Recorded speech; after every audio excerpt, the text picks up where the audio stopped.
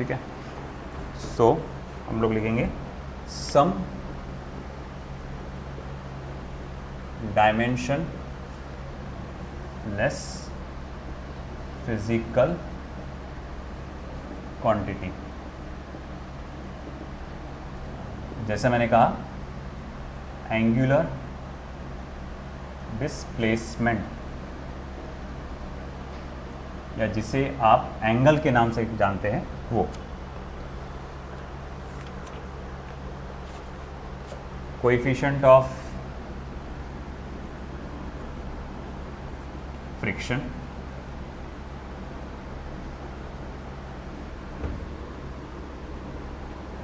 इसको म्यू से रिप्रेजेंट करते हैं हम लोग। मगर जैसे आपको याद होगा मैंने कहा था हर बार म्यू का मतलब कोएफिशिएंट ऑफ फ्रिक्शन ही नहीं होता, 3-4 बार आया हुआ है चैप्टर में फिजिक्स में पूरा। कभी वो आपके कोएफिशिएंट ऑफ फ्रिक्शन के फॉर्म में आया हो, कभी वो रिफ्रैक्टिव इंडेक्स के फॉर्म में आया, तो कभी वो कोई आपके मैग्नेटिक परमिएबिलिटी के फॉर्म में आया। अब डिपेंड करता है कि वो किस चीज़ के लिए पूछा है, वो आपको क्वेश्चन में ऑलरेडी मेंशन रहेगा, है ना। फिर उसके बाद the plane angle and solid angle. वैसे एंगल तो बोल ही चुका था, तो सारे एंगल आ ही चुके थे इसके अंदर। फिर उसके बाद पॉइजन्स रेशियो,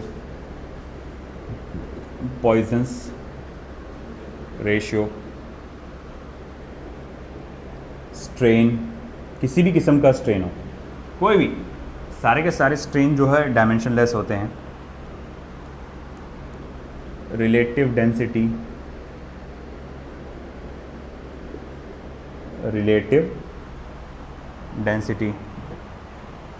रिलेटिव डेंसिटी में क्या करते हैं हम लोग, किसी पर्टिकुलर मैटर की डेंसिटी को आप वाटर की डेंसिटी से डिवाइड करके देखते हैं। 7th रिफ्रैक्टिव इंडेक्स, इसको भी म्यू से रिप्रेजेंट करते हैं। रिफ्रैक्टिव इंडेक्स और कौन से आ सकते हैं अपने पास कोएफिशिएंट, हाँ एक्सपोनेंशियल फंक्शन।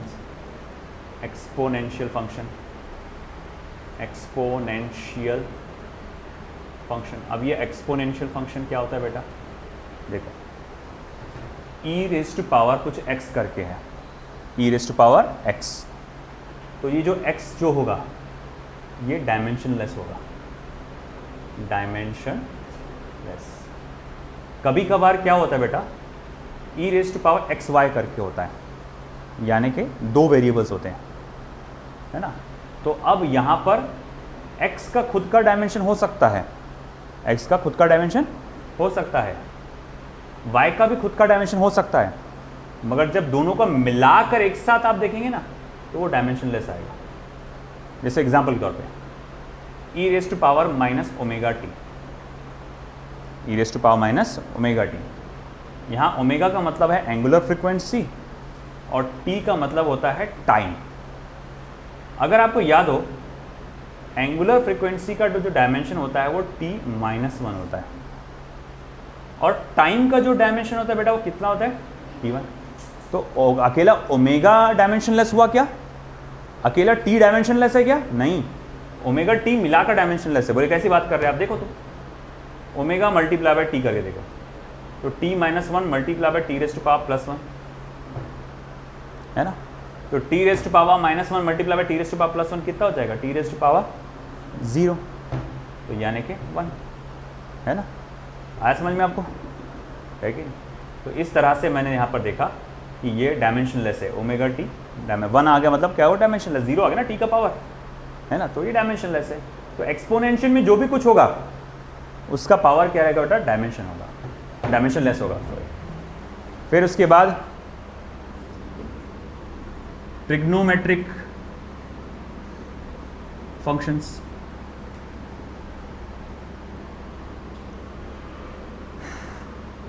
ट्रिग्नोमेट्रिक फंक्शन जैसे कि sine theta, cos theta, tan theta, ये तो कल भी बताया था। ये सारे के सारे क्या होते हैं बेटा, डायमेंशनलेस होते हैं, ट्रिग्नोमेट्रिक फंक्शन।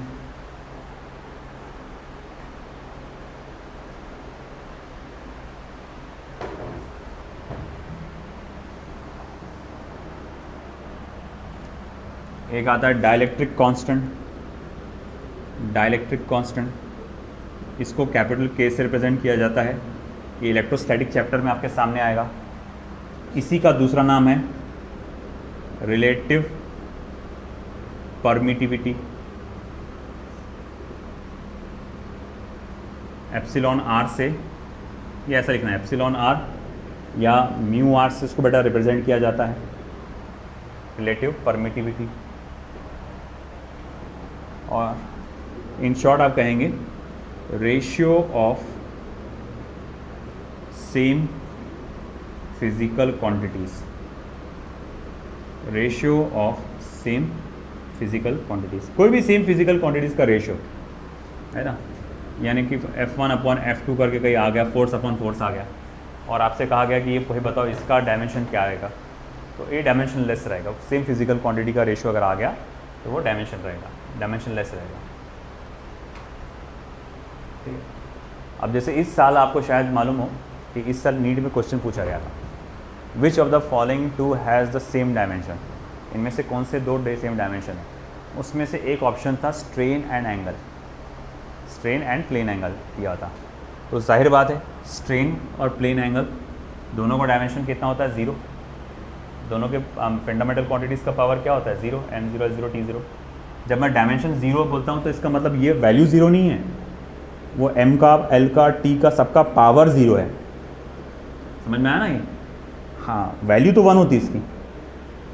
किसी भी चीज़ का पावर क्या होता है, अगर किसी भी चीज़ का पावर 0 रहा तो वैल्यू क्या हो जाती है उसकी, 1।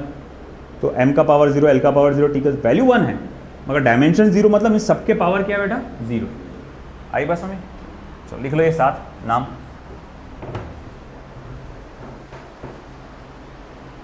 7 नहीं, सॉरी 11।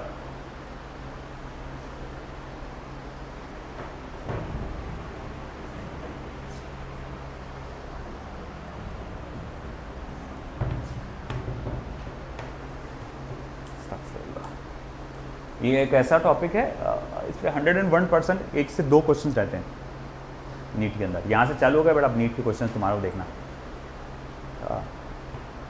मालूम पड़ा ना कि क्या चल रहा, कट ऑफ कैसे चल रहा, नीट का क्या है हाल, है ना। अभी तो कुछ 67 स्टूडेंट्स हैं जिन्होंने 720 में से 720 लिए।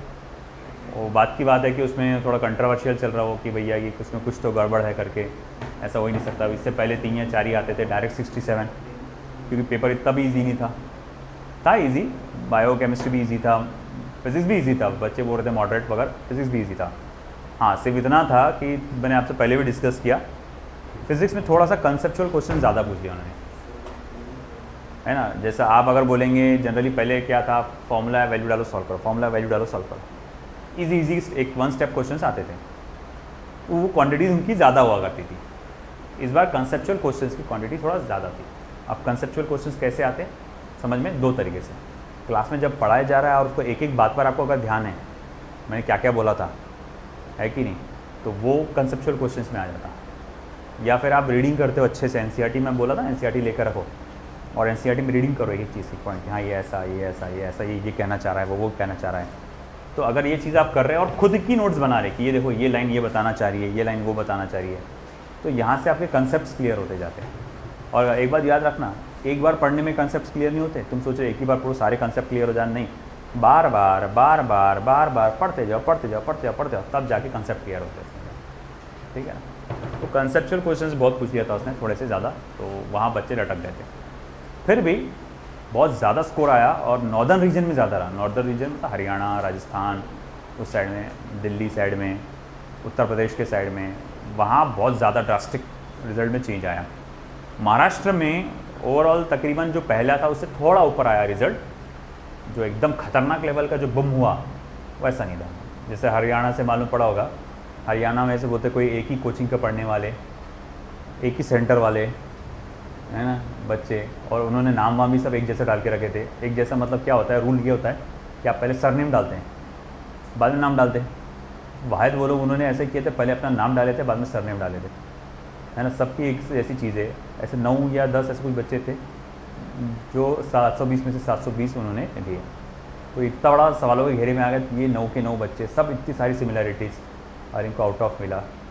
ये बहुत ही ख़तरनाक बात है, मतलब ख़तरनाक इन द सेंस अगर ओरिजिनली उन्होंने खुद से लिया है तो बहुत बढ़िया बात है यार। वो कोचिंग वाले को भी सलाम जिसने इतने बच्चे मतलब 9 बच्चे आउट ऑफ लेकर आया मगर हम लोग जानते हैं कि ऑल इंडिया में जैसे पिछले साल ही अगर आप देखें 3-4 बच्चे थे, कुछ 30 से कुछ बच्चे नीट में थे, अब एकदम से 67 हो गए आउट ऑफ, तो कुछ हजम नहीं हो रही बात है ना, हाजबुला खाना पड़ेगा वैसा सिचुएशन आ गई। और भी बहुत सारी बातें हैं उसके अंदर, बहुत सारी बातें, तो इस बार फिर से नीट पर बहुत सवाल उठ रहे हैं। मगर इन शॉर्ट आप देखेंगे एक चीज़ समझ में आ रही है कि लेवल बढ़ते जा रहा है, हर साल लेवल बढ़ते जा रहा है। जब यहाँ महाराष्ट्र में पहली बार कुछ जब नीट आया था तो कुछ 450 के आसपास उसका कट ऑफ था, 450 पे तब MBBS में लग जा रहा था, फिर होते होते 480 तक के गया 2-1 साल के अंदर। तो याद है एक अच्छे से एक स्टूडेंट हमारा, उसको 491 या 92 था, मुकीत अंसारी करके, वो अब तो पास आउट हो गया, वो इंटर्नशिप कर रहा वो MBBS, तो 491 492 में उसको GMC गोंदिया लग गया, उसका गोंदिया में लग गया उसका। अब उसको टाइम हो गया अच्छा खासा, मैं जैसे बोल रहा 5-1 साल हो गया, अब तो पास आउट हो गया, MBBS डॉक्टर बन गया वो, अब इंटर्नशिप कर रहा, प्रैक्टिस कर रहा, वो प्रैक्टिस नहीं बोलेंगे, इंटर्नशिप कर रहा हो, तो 491। अब वो 2-3 साल के बाद जब कट ऑफ हो चुका था अराउंड 580 के आसपास, 580 नहीं सॉरी 540 550 के आसपास कुछ हो चुका था, उसको बुलाया, मैं चल बच्चों को गाइड कर, तो बोला देखो रे भाई बायोलॉजी अच्छी केमिस्ट्री अच्छे से करो, फिजिक्स से थोड़ा थोड़ा करो करके तो मैं चिल्लाया उसके ऊपर, अरे एड़े, मैंने बोला तेरे टाइम की बात नहीं है, अभी बढ़ गया कट ऑफ, क्योंकि अगर आप बायो और केमिस्ट्री में भी आउट ऑफ ले लेते हैं अगर, तब जाके आपके सिर्फ 540 होंगे आउट ऑफ लेने के बावजूद। फिर तुम सोचे 50-60 तो यूँ ही मिलते होंगे, नीट देने वाले से पूछो 50-60 यूँ मिलते हैं क्या फिजिक्स में, है ना। अब परसेंटाइल जैसे एक बात बताऊँ आपको, एक बच्चे का, जैसे अभी एक बताता हूँ मैं, अभी जो रिसेंटली एक बच्चे का 14 मार्क है, नहीं अभी नहीं सॉरी वो अभी तो बढ़ गया, कुछ साल पहले एक बच्चे के 14 मार्क्स थे, उसका परसेंटाइल था 51 परसेंटाइल था। अब तुम सोचो परसेंटाइल का मतलब क्या होता है, इतने परसेंट बच्चे इस मार्क्स के नीचे हैं, यानी 51% बच्चे 14 मार्क के नीचे हैं। 51 बच्चे आधे से ज़्यादा ही हो गए ना वो, मतलब 100 लोगों ने अगर दिए एग्ज़ाम तो उसमें से 51 लोग जो है वो 14 मार्क्स से नीचे स्कोर करे आउट ऑफ 180, है ना। 100 लोगों ने अगर एग्ज़ाम दिए ना, अगर अब तुम अगर लगा लो जिस 20 लाख स्टूडेंट ने अगर दिए होंगे एग्ज़ाम, तो अराउंड 10 से 11 लाख स्टूडेंट का मार्क 14 मार्क के नीचे है, 10 से 11 लाख स्टूडेंट, है ना, 14 मार्क के नीचे। तुम सोचो अच्छे देखा एक बच्चे को तो हम लोग को यकीन नहीं हो रहा, देखो काफ़ी तो 30 से 4 तो हो गया अभी सर यहाँ पे, मगर एक बच्चा जो बहुत टैलेंटेड था, वो हमारा जो अभी जो लड़का एक है एहतशाम करके बताया आपको, उससे आगे रहता था हमेशा टेस्ट में, एकदम ड्रास्टिक उसको 250 मार्क मिले हैं नीट में, है ना, जबकि लगातार टेस्ट में उसके अच्छे रिजल्ट्स आते थे। फिज़िक्स में लगातार 100 के नीचे कभी नहीं आया फिज़िक्स में, है ना, और पूरा कुल मिला के फिज़िक्स केमिस्ट्री बायो मिलाकर, है ना, उसको सिर्फ 250 के आसपास मार्क्स है। अब पीछे उससे पूछे कि वो पूछा कारण क्या है, तो उसको बताया उसने सबसे पहले क्या करा, उसने जल्दबाजी में जो नाम आता रोल नंबर आता वो गलत भर दिया।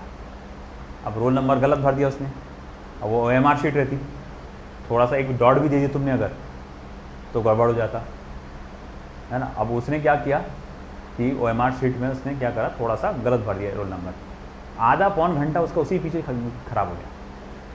वो आ रहा ये आ रहा, वो उसको कोई मतलब ब्लेड से करके देख रहा, उसको मिटा के देख रहा, कोई चौक लगा के देख रहा, कोई वो करके देख रहा, किसी तरह से ये हट जाए करके वो, अब पेपर भी फटना नहीं चाहिए, बहुत सारे इश्यूज़ रहते हैं उसके अंदर।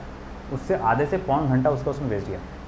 अब जब आधा पौन घंटा वेस्ट गया, वो कर गया पैनिक मोड में आ गया, फिर मेरा होगा कि नहीं होगा, है कि आधा पौन घंटा वो पैनिक मोड में आ गया, वो सूझ नहीं रहा कुछ। पैनिक मोड बहुत डेंजर था, मेरे को भी आया था पैनिक मोड, बहुत डेंजर था। मेरा पैनिक मोड था फिज़िक्स में, है ना, जो पढ़ा रहा वही, और जिस पार्ट में स्पेशलाइज्ड हूँ मैं उसी में मेरा पैनिक मोड आया था। फिज़िक्स 1 का पेपर था, बोलेंगे हमारे टाइम फिज़िक्स 1 फिज़िक्स 2 अलग अलग हुआ करता था, है ना। तो सिचुएशन ये थी कि मेरा इंग्लिश बहुत अच्छा था, English medium being a Carmel से पढ़ा हुआ, तो इंग्लिश काफ़ी अच्छी मेरी। मैं इंग्लिश का पेपर सिर्फ पूरे 2 साल में मैंने 3 घंटे तैयारी किया, 2 साल में 3 घंटे तैयारी, अब बेहतरीन पूरा आउट ऑफ पेपर लिख कर आया मैं। आधे घंटे पहले पेपर मेरा ख़त्म, एकदम शांत से बैठा मैं क्लास में। मेरे आगे एक मराठी मीडियम का स्टूडेंट, मेरे पीछे एक मराठी मीडियम का स्टूडेंट, वो मेरे को पूछा, ए भाई ज़रा ये बताना, अरे ये भाई ज़रा ये बताना। मैं फुल एटीट्यूड में, हट पढ़ के आया करो, है ना, बता ही नहीं रहा कुछ। अब वो यूँ करके ऐसा गुस्से से देखा, चलो ठीक है, मतलब फुल एटीट्यूड में ना। क्रिसमस से एक दिन के बाद एक छुट्टी थी, होली की छुट्टी। मेरा फिज़िक्स मैंने अच्छे से करा था, लर्न याद था, मैंने रिवाइज़ नहीं किया था। मैं गया भैया, घर पे गया, मस्त पेपर अच्छा गया, फुल अच्छे मूड में, खाना वाना खा के सो गया थोड़ी देर। मतलब अच्छा शाम 6 बजे से पढ़ना स्टार्ट करेंगे। पहला चैप्टर था उस वक्त, पहला चैप्टर सर्कुलर मोशन था, वो हाथ में लिया। 6 से बज गए 9, है ना, 9-10 बज गए, थेरी अच्छे से रिवाइज़ हो गई, मगर न्यूमेरिकल्स रिवाइज़ नहीं किया था। न्यूमेरिकल्स मेरा वीक पॉइंट था उस वक्त, और आज मेरा वही स्ट्रॉन्ग पॉइंट है, सबसे घसता में ज़्यादा न्यूमेरिकल ही घसता में। तो अब वो हुआ कि भाई न्यूमेरिकल्स मैंने रिवाइज़ किया नहीं। अब न्यूमेरिकल रिवाइज़ किया नहीं मैंने, मैं बोला चंदू कल सुबह उठ के करेंगे, फ्रेश माइंड से करेंगे, अभी थक गया हूँगा मतलब पेपर देकर मैं, तो कल सुबह फ्रेश माइंड से करेंगे। सुबह उठे 6 बजे। अब मैं कलेक्टर कॉलोनी में रहता था, ज़्यादातर जो दोस्त थे मेरे नॉन मुस्लिम्स थे वहाँ पे, तो वो होली खेलते बैठे। अब मैं खड़ा उनको गैलरी में खड़े देखते हुए उनको, है ना, चलो मैं बोला थोड़ा देर खड़ा, आधा 1 घंटा, फिर बाद में गया वापस पढ़ने के लिए। सर्कुलर मोशन के न्यूमेरिकल्स मैंने स्टार्ट करना, रिवाइज़ करना स्टार्ट किया। जो मैंने, अरे तो वहीं है तो ना तो जो मैंने वहाँ पर पढ़ना स्टार्ट किया, जो 7-8 बजे पढ़ना स्टार्ट किया होगा, 10-11 बज गए, सर्कुलर मोशन का सिर्फ न्यूमेरिकल रिवाइज हुआ। फिर मैंने स्टार्ट किया ग्रेविटेशन चैप्टर, दूसरा चैप्टर हाथ में पकड़ा, जो चालू किया 11-12 बजे। 3 बजे ग्रेविटेशन चैप्टर की थ्योरी का रिवीजन कंप्लीट हुआ। फिर उसके बाद न्यूमेरिकल फिर से हाथ में लिया 3 बजे ग्रेविटेशन चैप्टर का, और उसको बज गए 6 से 7। फिर मैंने अब कैलकुलेशन करना चालू किया, बेटा एक दिन में तुम्हारे सिर्फ अभी पूरा दिन गुजरने को आ गया, तुम्हारे सिर्फ 2 चैप्टर के रिवीजन हुआ, कुल मिला के 12 चैप्टर है पेपर 1 में, 10 बाकी है अभी बेटा। ऐसा नहीं कि लर्न नहीं किया था, किया था, बट अब आ गया मैं पैनिक मोड में। अब मेरे को घबराहट छूट गई। अब मैं बोलो मारो गोली न्यूमेरिकल को, अब तो स्कोर करने के छोड़ो, पास होने के वादे आने वाले हैं। पकड़ो थेरी हाथ में, थेरी पकड़ा हाथ में मैंने, चलो थेरी को पढ़ रहा, घस रहा अच्छे से लर्न कर रहा, और एनजाइटी आ गई, मेरे को जम नहीं रहा वो भी, मेरे को वो भी पैनिक हो रहा भाई, मेरे को भी दिमाग में वो सब हो रहा है, यार कैसा करना कुछ समझ में नहीं आ रहा। रात के 10-11 बज गए, सिर्फ रोटेशनल मोशन नाम का तीसरा चैप्टर रिवाइज हुआ, अभी भी 9 चैप्टर बाकी, मेरे को कुछ समझ नहीं रहा। अब रात के फिर मैं बैठ गया, रात के 12-1 बजे फिर मैं वापस से बैठा पढ़ने के लिए, चौथा चैप्टर लेके। अब पढ़े नहीं जा रहा, मेरे को पूरा एनजाइटी बोलते हैं ना, गर्ल्स में बहुत ज़्यादा होती है एनजाइटी, तो अब एनजाइटी की वजह से मेरा थॉट और घूमने लगा, रहे नहीं हुआ तो अपन कार्मेल से पढ़े, अपन क्या बोलेंगे, अपने को इतना पैसा खर्च करके पढ़ाया उन्होंने, ऐसा वैसा सब थॉट्स घूमने लगे। ज़िंदगी में पहली बार रात भर जाग के पढ़ा मैंने, पहली बार। कभी मैं रात भर जाग के नहीं पढ़ा, आज तक नहीं पढ़ा, अभी भी नहीं पढ़ता। मैं दिन का राजा हूँ, रात का नहीं, मैं लेट नाइट नहीं जाग सकता, सुबह जल्दी बोल उठने का। तो पूरा रात भर मैंने कोशिश किया, मुश्किल से 5 से 6 चैप्टर किसी तरह रिवाइज हुआ। मैं फुल एंजाइटी, मैं तो बोला गया काम से। तो अब क्या करते, बोले भाई पेपर देने गया, साला किस्मत से पेपर भी हार्ड आ गया मगर कुछ चीज़ें ऐसी थी जो इजी थी, जैसे तुम आगे जाके तुम बोलेंगे सेंट्रीपिटल फोर्स सेंट्रीफ्यूगल फोर्स के बीच में का डिफरेंस, ऐसे बहुत सारी चीज़ें थी जो हमने पढ़ चुका था मैं।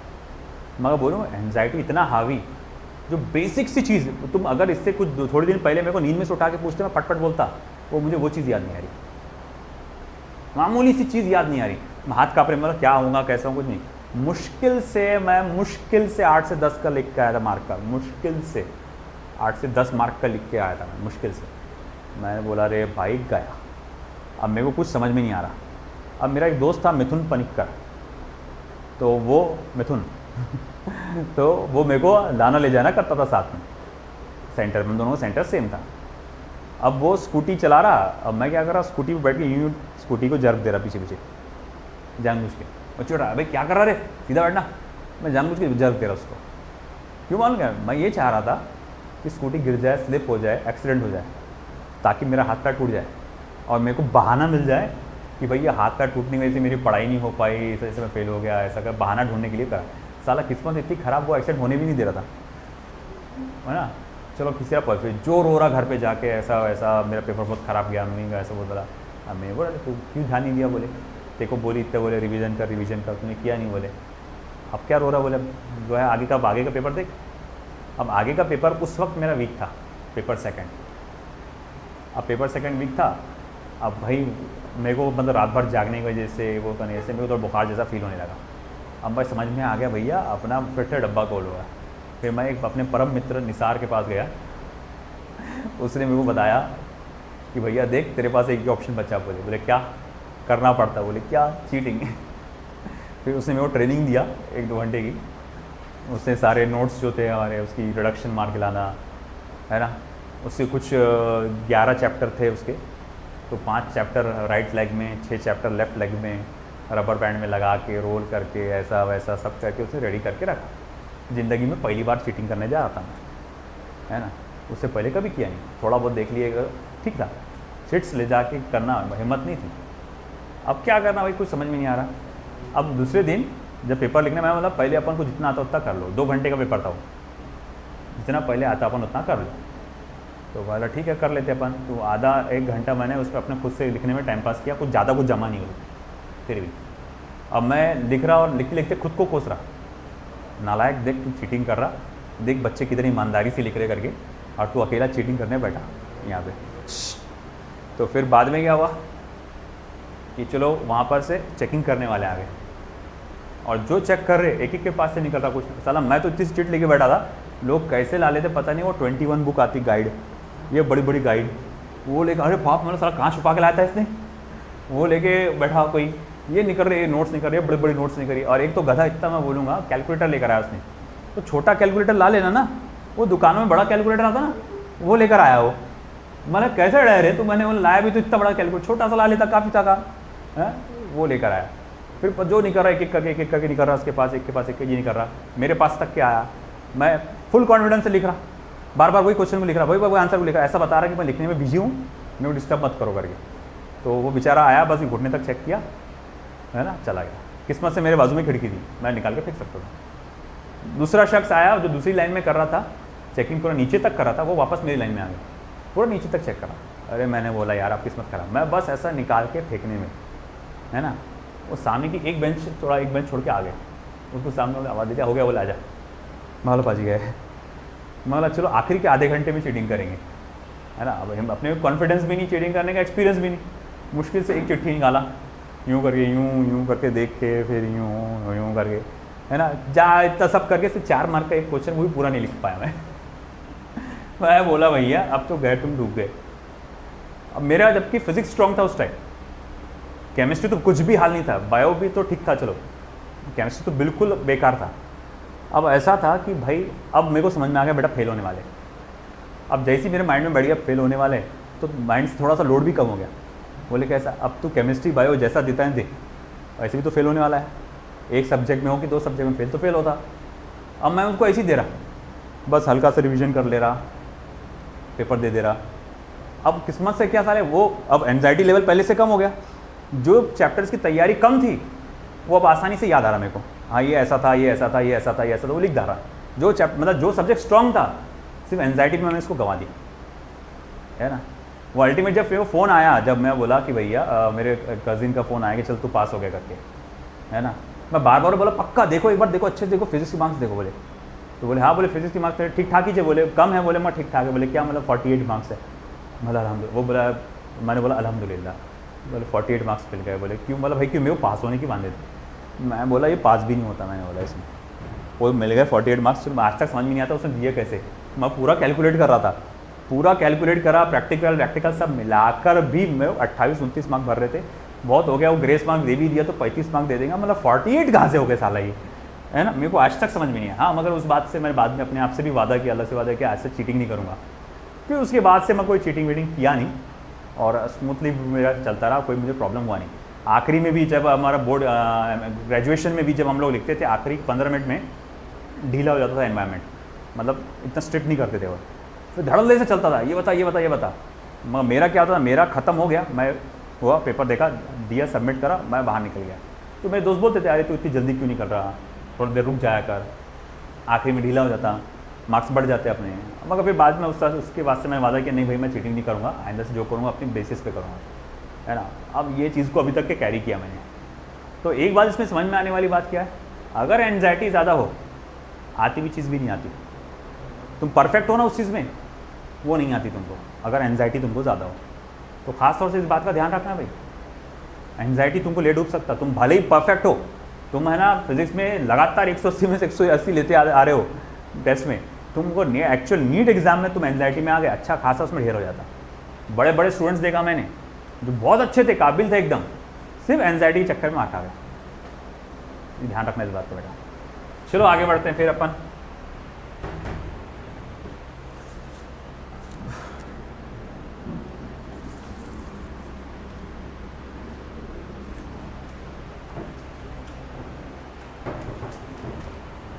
ओके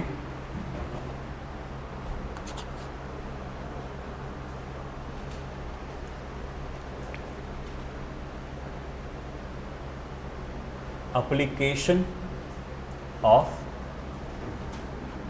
dimensional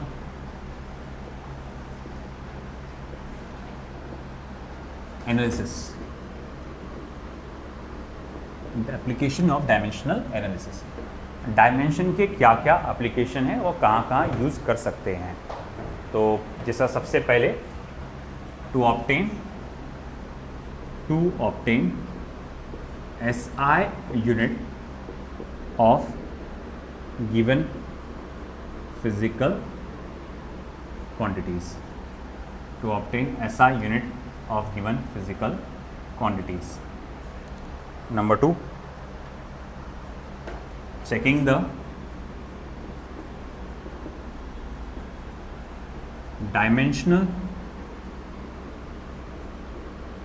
consistency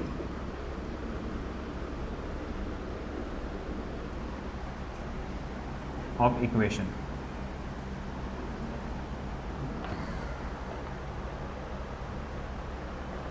तीसरा, deducing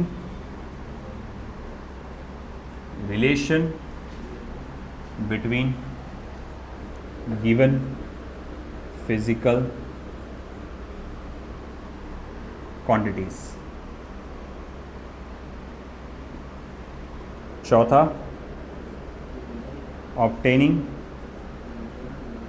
बातें नहीं, conversion factor of given physical quantities. obtaining conversion factor of given physical quantities. ये चार अपने को एप्लीकेशन देखना है ना। चलिए सबसे पहला वाला देखते हैं। First, to obtain SI unit of given physical quantity.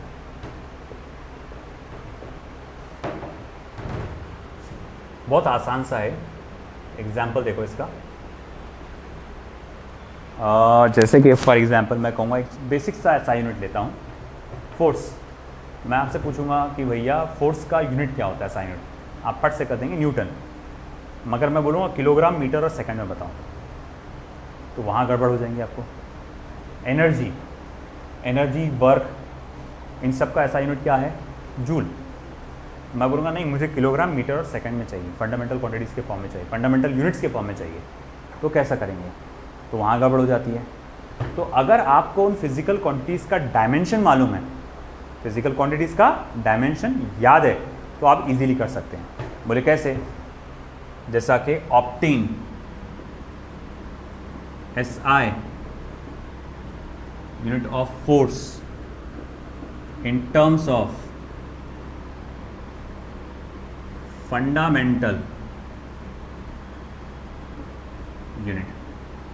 तो SI यूनिट ऑफ फोर्स निकालना है in terms of fundamental unit.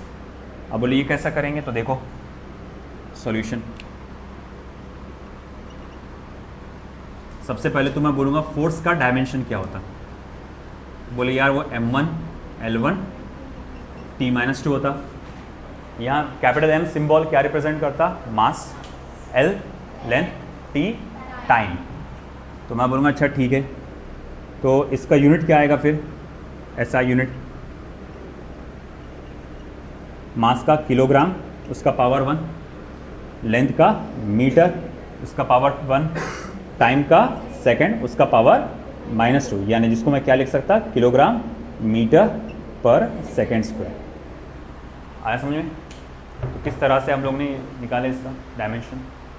अब इसी तरह से अगर मैं अगला बोलूँ आपको, ये लिख लो पहले आप, फिर मुझे एनर्जी का निकाल के दिखाओ। एनर्जी का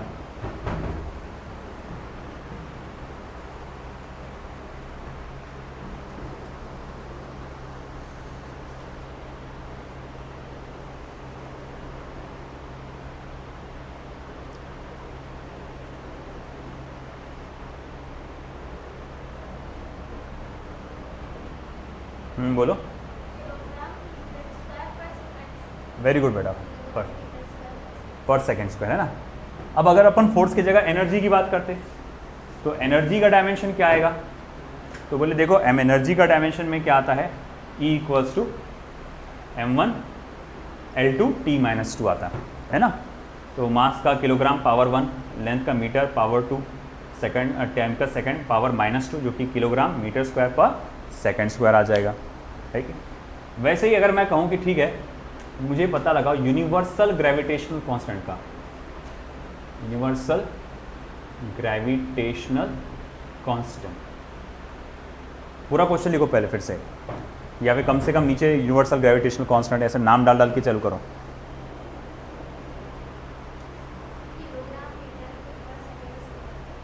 नहीं, फिर से देखो,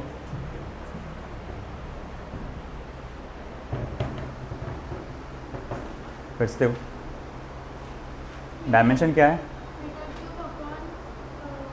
हाँ बेटा सही जा रहे, हाँ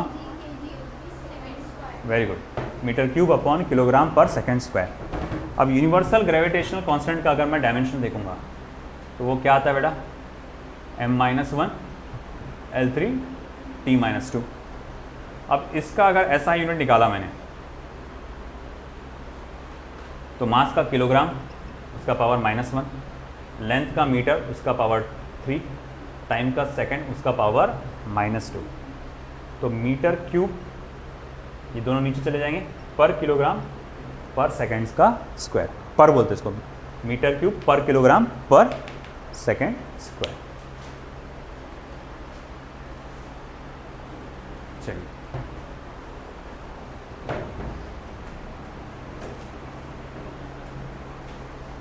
हो गया।